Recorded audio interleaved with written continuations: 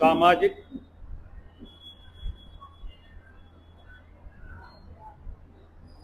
सामाजिक परिवर्तन की चुनौतियां,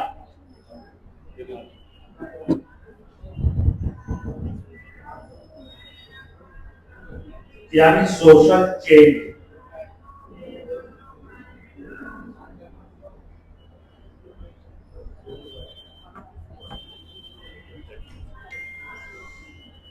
हरिओम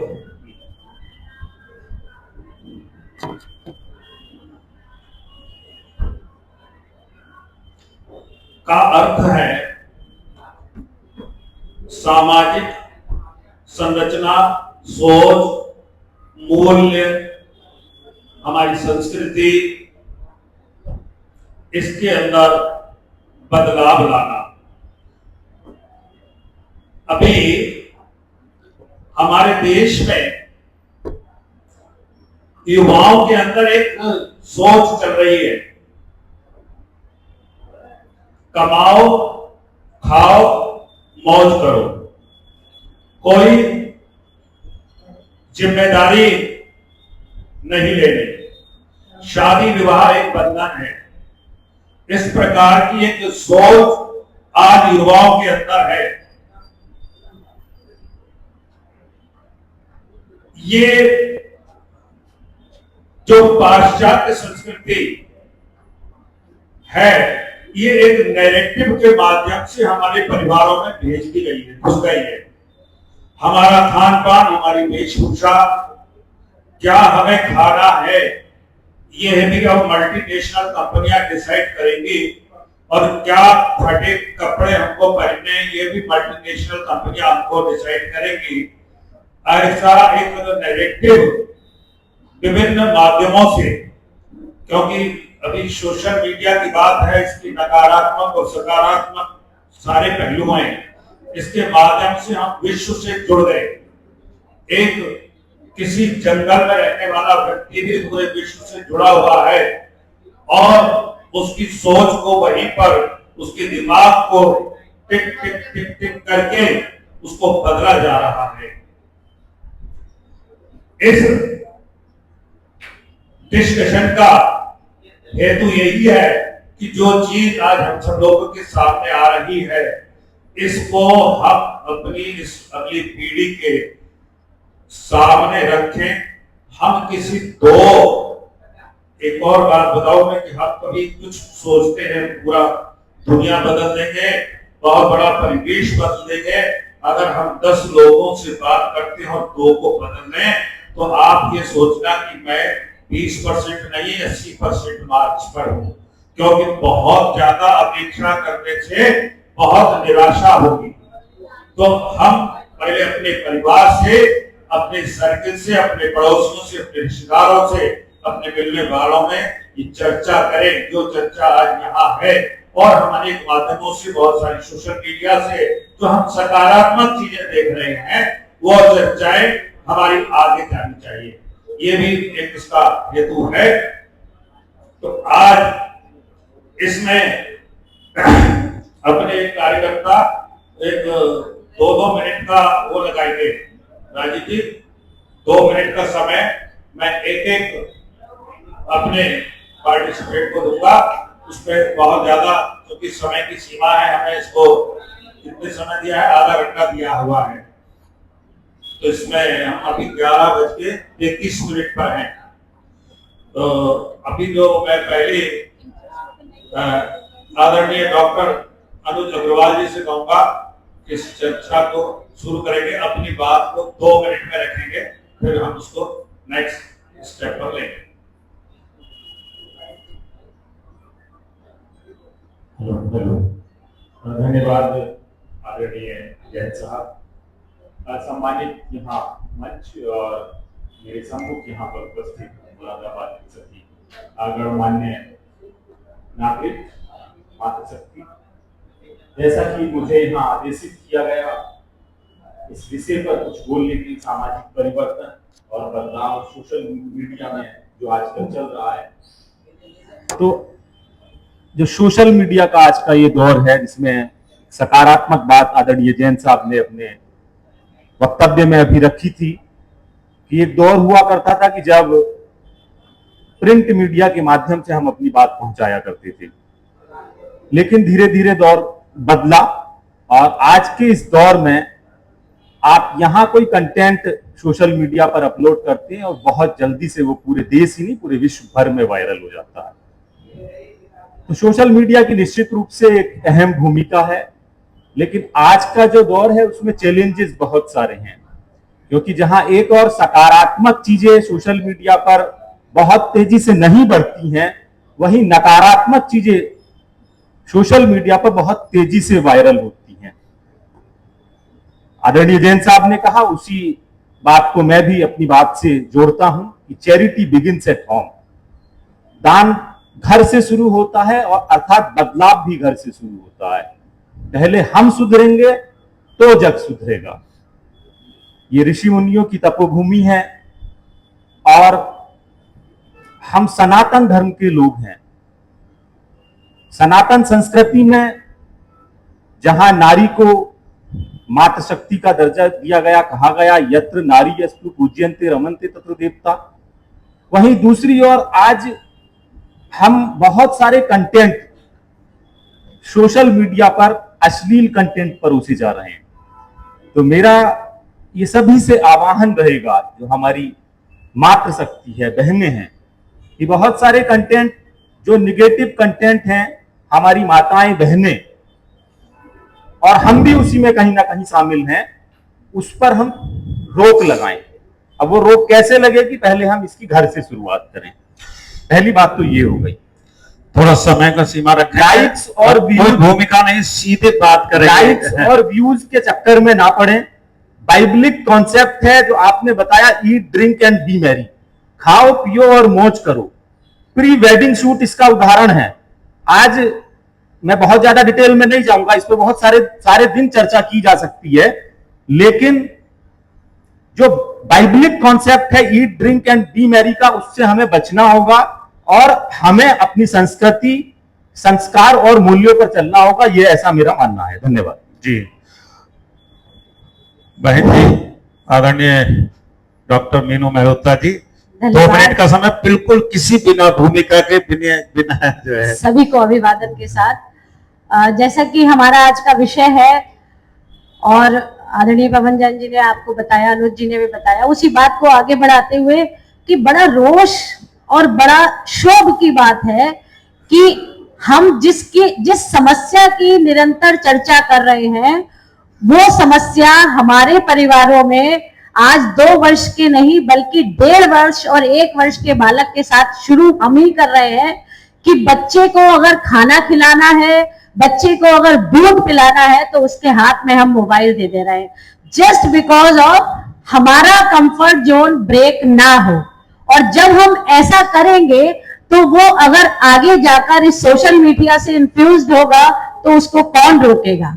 सबसे पहले अपने स्वयं के साथ आत्ममंथन की आवश्यकता है कि हम अब उसको क्या कर रहे हैं। जरा जितने भी लोग यहाँ इस समय सभागार में बैठे हुए हैं, अपना आत्मविश्लेषण करें और हम खुद देखें कि हमने अपने पारिवारिक पर्यावरण में, हमारा जो फैमिली एनवायरनमेंट है, उसमें ऐसा कौन सा सकारात्मक परिवर्तन स्वयं के माध्यम से किया है। आदरणीय पवन जैन जी ने कहा कि अगर हम 80% लोग, 20% लोगों को अगर हम बदल दें, 20% की बात नहीं है, केवल स्व में परिवर्तन की बात है।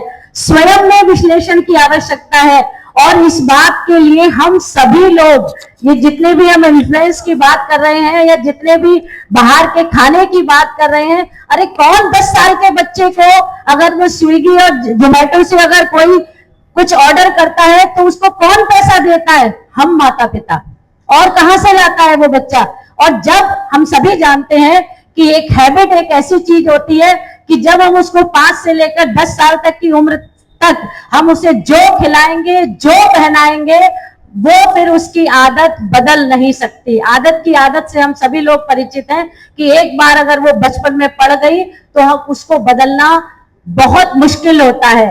तो इस इन्फ्लुएंस के नकारात्मकता से बचने के लिए हम जो प्रारंभिक उम्र में जो बच्चे की जो 12 साल तक की आयु है उसमें अगर हम उसको इन सब चीजों से बचाएंगे, क्योंकि 12 साल तक की उम्र तक किसी भी प्रकार से सोशल मीडिया की आवश्यकता पड़ती ही नहीं है। इस सब के लिए हम स्वयं कहीं ना कहीं जिम्मेदार हैं। हम अपने कंफर्ट जोन के लिए बच्चे को मोबाइल हाथ में दे करके और अब मैं अगले चर्चा के लिए आदरणीय डॉक्टर नरेंद्र सिंह जी से निवेदन करूंगा कि वो अपना विषय रखें 2 मिनट की सीमा में।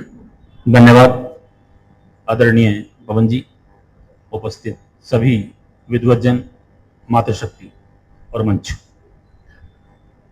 वास्तव में जो टॉपिक आपने दिया है सोशल मीडिया इन्फ्लुएंसर मीट, आज हमारा देश ही नहीं पूरी दुनिया बदलाव के दौर से गुजर रही है। जिस प्रकार से और इस बदलाव में जो सबसे बड़ी भूमिका होती है वो एक शिक्षक की होती है, समाज की होती है।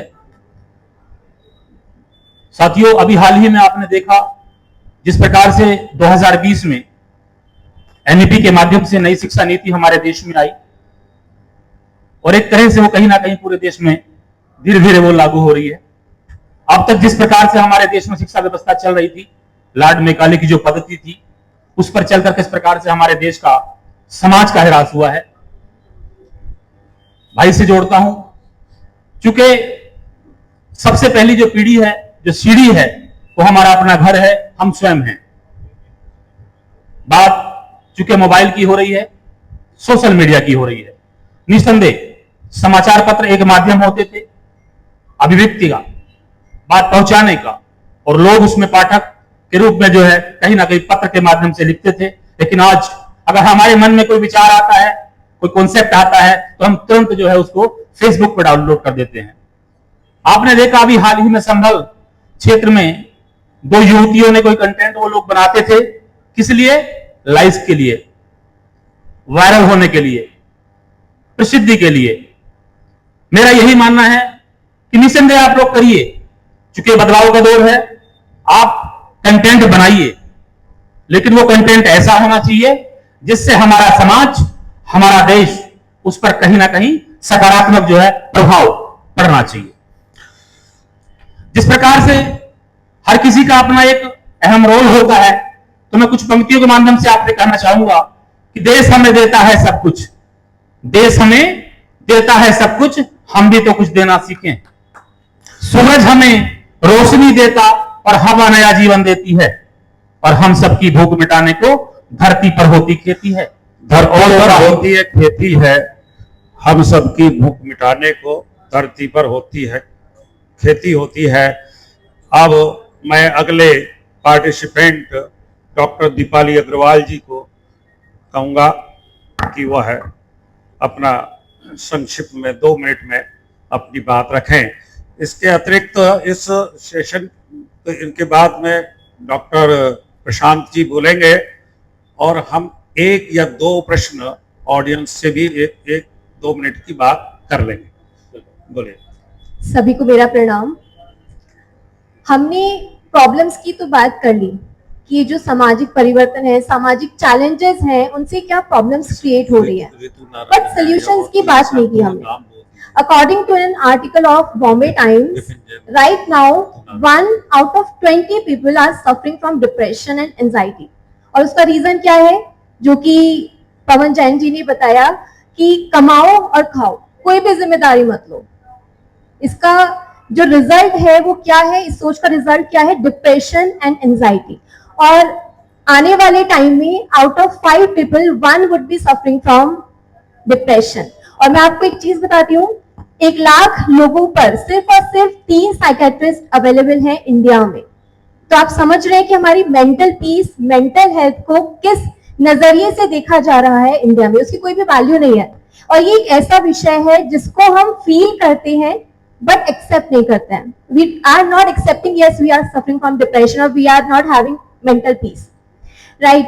तो बहुत सारे रीजंस हैं इन सब चीजों के। एक तो सोच हमारी कि हमें कोई जिम्मेदारी नहीं लेनी है, हम चीजों को प्रोकास्टिनेट करते हैं, आज नहीं कल करेंगे, क्योंकि हम मस्त मौला वाली लाइफ जी रहे हैं कि आज सैलरी आई है भाई 10 दिन की तो मौज है, ये मैं मौज करूंगा, बाकी बात की बाद में देखूंगा, कोई जिम्मेदारी नहीं है।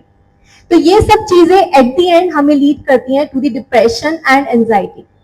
तो मैं भी युवा एक श्रेणी में आती हूँ, तो ये सब प्रॉब्लम्स मैंने भी फेस की हैं, ये चीजें मैंने भी की हैं कि भाई जिस दिन सैलरी आई बस खत्म, 10 दिन तो मौज करनी है। लेकिन अब जैसे टाइम बीत रहा है, समझ आ रही हैं चीजें, तो कुछ चेंजेस जो मैंने अप्लाई की हैं अपनी लाइफ में वो मैं आपसे शेयर करना चाहती हूँ। कि एक तो stop comparing yourself with others. हम अपनी लाइफ को दूसरों से कंपेयर कर रहे हैं कि उसके पास आईफोन 16 प्रो मैक्स है, मुझे तो चाहिए पापा, मुझे तो चाहिए, मुझे खरीदना है, नेक्स्ट सैलरी आ रही है मुझे ये खरीदना है। तो we will have to stop this अगर हमें डिप्रेशन एंजाइटी नहीं चाहिए तो। क्योंकि आप माइंड में रखे हुए कि मुझे अगली बार सैलरी जो आएगी मुझे उससे क्या खरीदना है, 16 प्रो मैक्स खरीदना है या 17 प्रो मैक्स खरीदना है। तो बस उसी के लिए आप प्रोक्रेस्टिनेट कर रहे हैं चीजों को, किसी को भी नो नहीं बोल रहे हैं, बॉस को नो नहीं बोल रहे हैं, फैमिली को नो नहीं बोल रहे हैं किसी भी चीज के लिए। सारे बर्डन्स आप अपने ऊपर ले रहे हैं। किसी चीज के लिए भी लाइन में नहीं लगते हैं। आज मैं समाचार पत्रों में और मीडिया में देख रहा हूं कि आईब्रो 7 के लिए बड़े बड़े अमीर लोग लाइन में लगे हुए हैं। जो एक विषय आपने ध्यान में डाला है, अब मैं आदरणीय डॉक्टर प्रशांत जी से निवेदन करूंगा कि अपनी बात रखें। विषय बहुत अच्छा है। सामाजिक परिवर्तन के संबंध में समाधान और चुनौतियां और समाधान आप सभी को मिल गए होंगे, लेकिन मैं बताना चाहता हूं आप सभी लोगों को अपने माध्यम से कि मुझे जो 4 लक्ष्य दिखते हैं युवाओं के अंदर चेंज करने के लिए, वो दिखते हैं उनके अंदर एकाग्रता। हालांकि आज के युवा कंटेंट में है, रील्स में है, उसके पास नॉलेज बहुत है, लेकिन उस नॉलेज को हम एक सही दिशा में और सही राह पर दिखाना चाहें तो दिखा सकते हैं। उसके लिए हमें सबसे पहले अपने अंदर एकाग्रता जगानी होगी। फिर एक मैं परसों या तरसों की बात है, एक लेख पढ़ रहा था 2021 में कोविड के समय में एक बहुत बड़े स्वयंसेवक थे। स्वयंसेवक का मतलब स्वयंसेवक बड़ा या छोटा नहीं होता, कार्यकर्ता थे। उनका नाम था नारायण जी, महाराष्ट्र के थे। कोविड में उन्होंने अपने बिस्तर को एक 40 साल की महिला को सेवा भाव के दौर उन्हें दे दिया और अपने जीवन को अर्पण कर दिया। ये कहते हो कि मेरी एज 85 वर्ष है और इस महिला की 40 वर्ष। तो इस प्रकार का सेवा भाव हम युवाओं के अंदर क्यों नहीं आ रहा? आवश्यकता है कहीं ना कहीं हम पर अपने में विचार करें। और धीरे धीरे दरअसल क्या है कि ये चीजें दिखती नहीं है, लोगों का हमें दिखाना नहीं है। हम फोटो खींच लाते हैं, तमाम चीजें करते हैं। तो आज समाज में हमको सबसे पहले क्या है कि एक भूखे बच्चे को हम पिज्जा खिलाते हैं, फोटो खिंचाते हैं और वो रील्स में बनता है और फिर बाद में वो बहुत बढ़िया, क्या बात कही आपने, क्या काम किया आपने। तो ये चीजें जो है ये हमें छोड़नी पड़ेंगी, सेवा भाव लाना पड़ेगा। भोजन सहभोज कार्यक्रम होता है संघ का, 1925 में संघ की स्थापना हुई और लगातार निरंतर ये कार्य चल रहा है कि हम सब इस युवाओं को इस कार्यक्रम से जोड़ें। सहभोज का कार्यक्रम होता है, धार्मिक समरसता आती है, जातिगत विभेद मिटता है। तो ये सब चीजें हमारे बीच में पहले से ही है, बस उनको देखने की आवश्यकता है और उनको और अधिक लोगों तक पहुंचाने की आवश्यकता है। बस मैं यही कहना चाहता हूं, भारत माता की जय। बदलती सोच और इसके कारण राष्ट्रीय परिवार स्वास्थ्य सर्वेक्षण NFHS 5 की रिपोर्ट कहती है कि पिछले 20 वर्षों में भारत की शादी की औसत आयु लगभग 3 से 4 साल बढ़ गई है। 2011 की जनगणना और हालिया आंकड़ों के अनुसार 20 से 29 वर्ष की आयु वाले युवाओं में अविवाहित रहने वालों की संख्या में लगभग 30% वृद्धि हुई है। तो ये जो तथ्य है, एक और है कि WHO की रिपोर्ट के अनुसार 20 से 35 वर्ष के युवाओं में तनाव, अवसाद, डिप्रेशन का प्रमुख कारण अकेलापन और अस्थिरता हो गया है। क्योंकि आज जो हम केवल वर्तमान देख रहे हैं वो आने वाला समय नहीं देख रहे कि 50 वर्ष की जब आयु हमारी हो जाएगी, 60 वर्ष की हो जाएगी, उसके बाद क्या होगा। तो जैसा कि अभी विचार व्यक्त करे, आज विचारों की ही लड़ाई है और यहाँ पर बहुत बड़ी संख्या में इन्फ्लुएंसर बैठे हुए हैं जिनकी बहुत बड़ी फैन फॉलोइंग है, जिनकी जिम्मेदारी बनती है कि जो नैरेटिव सेट करे जा रहे हैं देश विरोध में, उसके खिलाफ इस प्रकार का उनका काउंटर करने के लिए हमें इस प्रकार के सेट करने पड़ेंगे अपने, कि जिस प्रकार से उन नैरेटिव जो हमारे खिलाफ हैं, जो हमारे देश के खिलाफ हैं, उनका मुकाबला किया जा सके।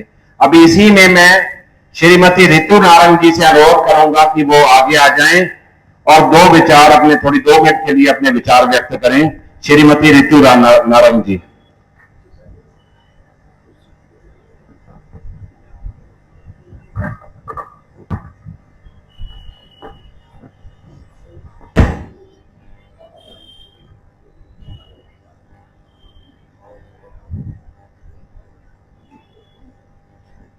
जय हिंद, जय भारत।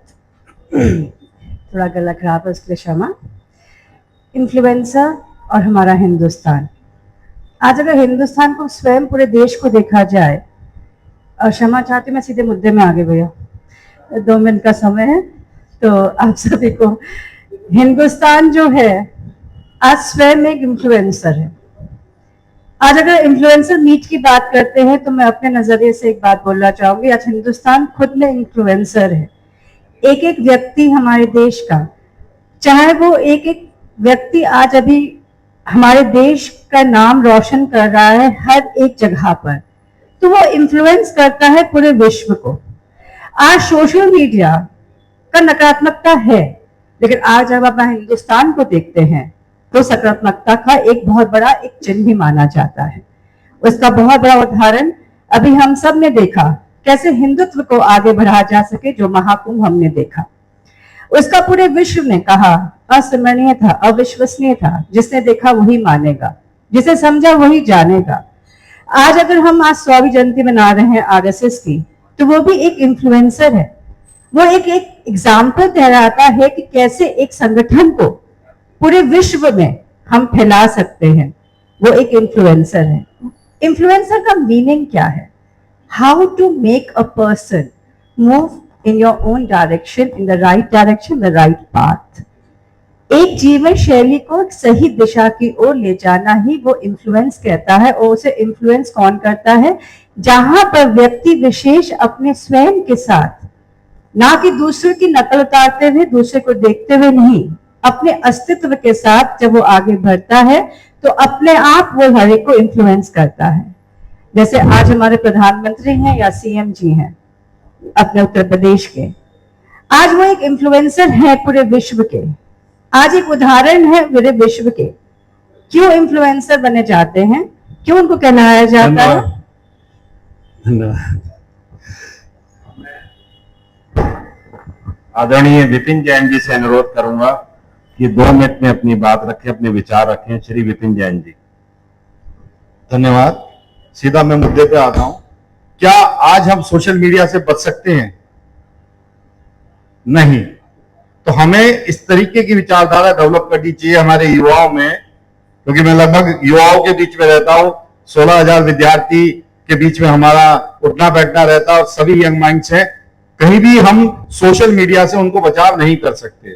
तो हमें उनको शिक्षा देनी है कि कैसे सोशल मीडिया का उपयोग करें। और आप ये देखेंगे एक पर्टिकुलर धर्म के लोग किस तरीके की बात सोशल मीडिया पे अपनी बात बिल्कुल बेबाक तरीके से करते हैं। क्या हमारे लोग कर पा रहे हैं? ये बहुत चिंतनीय है, विचारणीय है। और मैं आप सभी से ये कहना चाहूंगा, सभी इन्फ्लुएंसर से, कि कोई भी बात अगर गलत सोशल मीडिया पे आ रही है हमारे धर्म के लिए, किसी भी हमारे देश के लिए, राष्ट्रहित के लिए, तो हमें सबको उसका विरोध करना चाहिए और पुरजोर तरीके से विरोध करना चाहिए। और यही हमें युवा शक्ति को बताना है।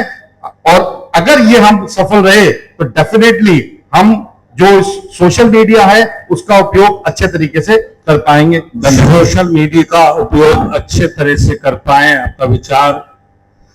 अभी हमने उनकी समस्याओं पर बात की, एक राउंड हम बात करेंगे, उसके लिए समाधान आपको बताना है।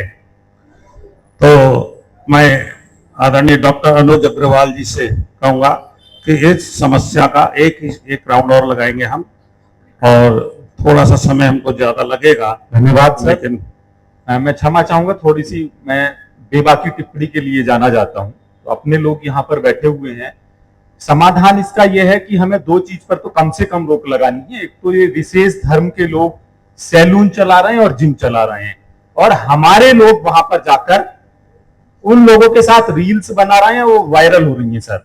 तो अपने घर से शुरुआत करेंगे। एक विशेष धर्म के लोगों के जिम है मुरादाबाद में चारों तरफ, और हमारे धर्म के लोग, हमारे समाज के लोग उसमें जा रहे हैं। मैं बहुत ओपनली चर्चा नहीं करना चाहता इस बात की, ऐसे ही सैलून है मुरादाबाद में। तो इस पर हमें रोक लगानी है। अगर हम इस पर रोक लगा पाए तो मुझे लगता है कि जग सुधरेगा और हमारा समाज भी सुधरेगा। धन्यवाद। धन्यवाद। बहन जी, मीनू जी। धन्यवाद। समाधान के रूप में सबसे बड़ी बात यही है कि परिवार से लेकर समाज तक और शिक्षण संस्थानों में प्राथमिकता तय करनी सिखानी पड़ेगी। हमें अपनी संस्कृति और अपने संस्कार से परिचित करवाकर उनको ये रियलाइज करवाना है कि हमें किसी और को फॉलो करने की आवश्यकता नहीं है। हम स्वयं में दूसरों के लिए उदाहरण हैं। जितनी भी पाश्चात्य संस्कृति की बात हो, चाहे पोशाक की बात हो, चाहे खाने की बात हो, उसमें सबसे बड़ा जो एक फीलिंग आती है वो एक अपनी होती है सोशल प्रेस्टीज, कि मुझे इस कार्य को करने में मुझे सोशल प्रेस्टीज मिलेगी। तो just we have to make them realise कि जो कुछ हम हैं, जो हमारी भारतीय संस्कृति है, जो हमारे संस्कार हैं, जो हमारे भारत की वेशभूषा है, वो निश्चित रूप से उन सभी से बहुत उच्च स्थान रखती है। और हमारी हर तथ्य के पीछे एक वैज्ञानिकता है, एक धार्मिकता है। सिर्फ हमें अपनी नई पीढ़ी को और अपने छोटे बालकों को भी ये भाव उनके अंदर विकसित करना है कि हम ही श्रेष्ठ हैं, हमें किसी दूसरे को फॉलो करने की आवश्यकता नहीं है। हमारा खान पान, हमारा रहन सहन, हमारी संस्कृति बहुत श्रेष्ठ है, और इस सबको आगे बढ़ाने की हम सबकी जिम्मेदारी है। इस बात के बाद में मैं आगे अनुरोध कर रहा हूं आदरणीय डॉक्टर दीपाली अग्रवाल जी से। समाधान के लिए एक मैं अपना एग्जाम्पल बताऊंगी जो मैं अपनी लाइफ में यूज करती हूँ। मैं MIT इंजीनियरिंग कॉलेज में असिस्टेंट प्रोफेसर हूँ कंप्यूटर साइंस डिपार्टमेंट में। जब हम लोग क्लास में जाते हैं तो बच्चे हमें विश करते हैं गुड मॉर्निंग और गुड आफ्टरनून मैम। लेकिन मैं जब फर्स्ट टाइम क्लास में गई तो बच्चों ने कहा गुड मॉर्निंग मैम, तो मैंने बोला जय हिंद। तो बच्चों को लगा कुछ मैम ने गलत बोला, तो मैंने फिर से कहा जय हिंद। तो एवरीवन वाज लाइक जय हिंद, एक स्वर में। जब आप समझिए 70 बच्चे क्लास के साथ बोलते हैं तो सारे फ्लोर्स पर वो जय हिंद गूंजता है। तो मुझे लगता है ये मेरी तरफ से एक छोटी सी पहल है कि बच्चे दिन में जब मैं उनकी क्लास में जाऊं एटलीस्ट 1 से 2 बार ये फील करें कि yes they are Indians, they are connected to their India, their country. ये मेरी तरफ से एक छोटी सी पहल है। तो इस तरह से हम छोटी पहलों से स्टार्ट कर सकते हैं अपने बच्चों को, अपने आगे आने वाली जनरेशन को अपने देश से कनेक्ट करने के लिए। छोटी छोटी बातों के माध्यम से भी आप समाज को, अपने निकट परिवेश को संदेश, संस्कृति दे सकते हैं। आगे डॉक्टर नरेंद्र सिंह जी।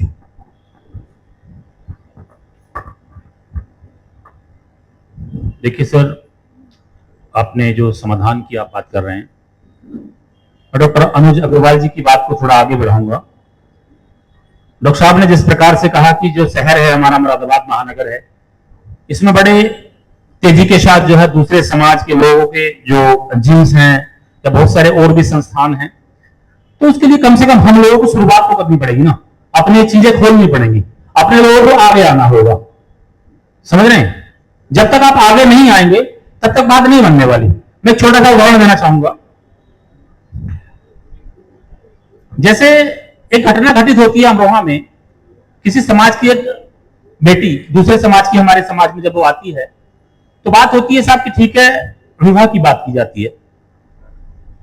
अब साहब जब विवाह की बात हुई तो मैंने कहा आप फला जगह आप चले जाइए, फला आर्य समाज में आप जाइए, आपके वहां पर जो है शादी हो जाएगी। जैन साहब वह होता क्या है, उससे बड़े सारे पैसे मांगे जाते हैं। समझ रहे हैं आप जी?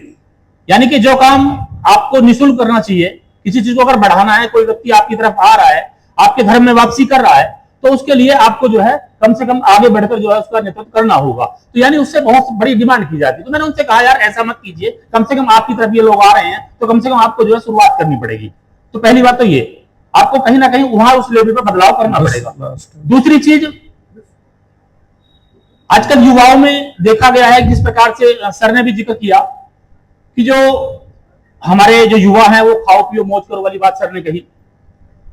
आज है क्या, आपने देखा होगा समाज में क्या हो रहा है, शादियां 1 महीने में, 2 महीने में, 3 महीने में, 6 महीने में तलाक हो रहे हैं। क्या कभी हमने सोचा है हम उसके लिए क्या कर रहे हैं? क्या उसके लिए हम स्वयं जिम्मेदार नहीं है? क्या हमारा परिवार जिम्मेदार नहीं है? जी, सोचने का ये समय है। वास्तव में हमें जो है अपने घर से शुरुआत करने की आवश्यकता है। अपने परिवार का जो समाज की सबसे पहली इकाई है वो परिवार, वो क्यों टूट रहे हैं, कहीं ना कहीं ये सोचने का विषय है।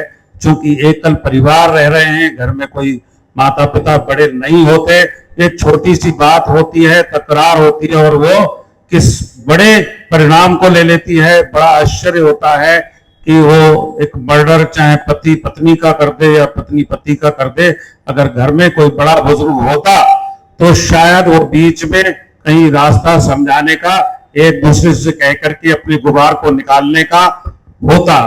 अब बिल्कुल अंतिम चरण में डॉक्टर प्रशांत भारद्वाज जी। धन्यवाद। दरअसल क्या है कि कुछ लिख के लाया हूँ और मोबाइल देखूं तो कुछ बुरा ना लगे किसी को, इसलिए परमिशन ले लेता हूँ। क्योंकि दरअसल क्या है कि समस्याएं जो हैं वो मैंने डायग्नोज की और उनको लिखा, क्योंकि लेखक अच्छा हो, स्पीकर थोड़ा सा हो सकता है कि आपको लग रहा हो कि कम है, लेकिन मित्रों सामाजिक परिवर्तन की सबसे बड़ी ये चुनौती है और समस्या है वो युवा ही है, ठीक है ना। तो युवा जो चुनौती है और समस्या है, युवा चुनौती क्यों है? क्योंकि उसमें विवेक है, ज्ञान है और उसके लिए जिम्मेदार हम बुजुर्ग भी हैं। हमको सिखाना, मतलब मैं युवा में आता हूं लेकिन जो बुजुर्ग हैं उनको अपनी पीढ़ी को समझाना पड़ेगा। तो मैंने वो 4 समस्याएं का समाधान ढूंढा, वो था युवा का उद्देश्य। सबसे पहले उद्देश्य, उनके अंदर उद्देश्य की कमी के कारण एक दिशा देनी होगी और उसके लिए सबसे बड़ा कारण उनके माता पिता और समाज के जो बुजुर्ग हैं और समाज के शिक्षक हैं वो सब उसमें अग्रसारित हों। और समाज में जितनी भी सामाजिक संस्थाएं हैं, संघ कार्य कर रहा है निरंतर। मनुष्य निर्माण से ही राष्ट्र का निर्माण संभव होता है, ये एक दिन में परिवर्तन करने वाली चीज नहीं है। समस्या काफी सतत परिवर्तन के बाद चलती है। और दूसरी समस्या है सामाजिक विषमता, जाति धर्म भाषा की दीवारें, समरसता अभियान चलाई जाए, आपस में वसुधैव कुटुंबकम की भावना हमारे यहाँ पहले से ही मौजूद है। हम अपने गीता का भी अध्ययन मुझे लग रहा है बच्चे नहीं करते होंगे, युवा नहीं करते होंगे। तीसरा सर 2 पॉइंट और हैं, मैं उनको बता दे रहा हूँ। सेवा भाव का 6, मुझे क्या फायदा है, ये वाली सोच को त्याग करना पड़ेगा युवाओं को। और चौथा है धैर्य की कमी। तो हमें छोटे मन से कोई बड़ा नहीं होता, अटल जी का वाक्य है। बस यही है कि आप सोचिए, अपनी बात को स्पष्ट रखिए और कोई बात नहीं, समय की कमी है लेकिन ये 4 समाधान है मेरी तरफ से। ये आज चर्चा हमने शंका और समाधान की ये 30 मिनट में इसके ऊपर कोई विशेष चर्चा नहीं होगी, लेकिन ये हमारे मन में, मस्तिष्क में एक प्रश्न चिन्ह छोड़ दिया ये सोचने के लिए। लेकिन इसका निष्कर्ष जो निकल के आया कि आज जो परिवार जो हमारा है वह टूट रहा है और जो परिवार के साथ में बच्चे एडजस्ट नहीं कर पा रहे। अब जैसे अभी डॉक्टर प्रशांत जी ने कहा कि गलती माता पिता की है, या माता पिता इतना डरा हुआ है कि वो बच्चे को भी नाराज नहीं रखना चाहता। वो कहते हैं कि जैसे आपको खुश रहना है, और उसका परिणाम क्या होता है कि वो 2 महीने, 3 महीने, 4 महीने में, 6 महीने में उसके कुछ और परिणाम सामने आते हैं। तो जो ये एक सोच युवाओं में है, लेकिन इसका जो मूल कारण है वह है 100% एक नैरेटिव के माध्यम से हमारे परिवार में, हमारे दिमाग में भरने का जो मीडिया है, चाहे वो केवल सोशल मीडिया नहीं, हर प्रकार का मीडिया है। और ये नैरेटिव आज से नहीं, जब पहले केवल एक फिल्म के माध्यम से हम लोग देखते थे तब से डाला जा रहा था। ये धीरे धीरे समझ हम आज पा रहे हैं कि ऐसा उनके दिमाग में डाल दिया है। एक शब्द हमने प्रयोग सुनने में आया होगा, डिंक। जरा मैं एक हाथ जरा चाहूंगा कि DIN के डिंक शब्द कौन कौन लोग जानते हैं। यहां पर 3 हाथ 4 हाथ उठ रहे हैं। एक डिंक शब्द का मतलब ऐसा नैरेटिव हमारे अंदर डाल दिया गया है, DINK, D for double, I for income, N for no, K for kids. कि जीवन जो है, जिसको मैंने टॉपिक पे रखा था, कमाओ खाओ और मौज लो, कोई जिम्मेदारी नहीं, ये ऐसा उनके ऊपर छोड़ दिया गया है। जो दूसरे पाश्चात्य देश हैं वहां पर पहले से ओल्ड एज होम की व्यवस्थाएं हैं। हमारे यहाँ पर अभी ये शुरुआत है। अब उनको वो इतनी बड़ी जनसंख्या में उस पीढ़ी को वो ओल्ड एज होम नहीं मिलेंगे, वो कहां किस हालात में रहेंगे, ये एक संदेश युवाओं तक जाने की आवश्यकता है। आज का ये बहुत अच्छा सेशन रहा और सभी पार्टिसिपेंट अपने पैनलिस्ट का मैं बहुत बहुत धन्यवाद करता हूं। और सब जो हमारे आह्वान पर ये सब लोग यहाँ पर उपस्थित हुए हैं, मैं सबका बहुत बहुत आभार और अभिनंदन करता हूं। जय हिंद, जय भारत।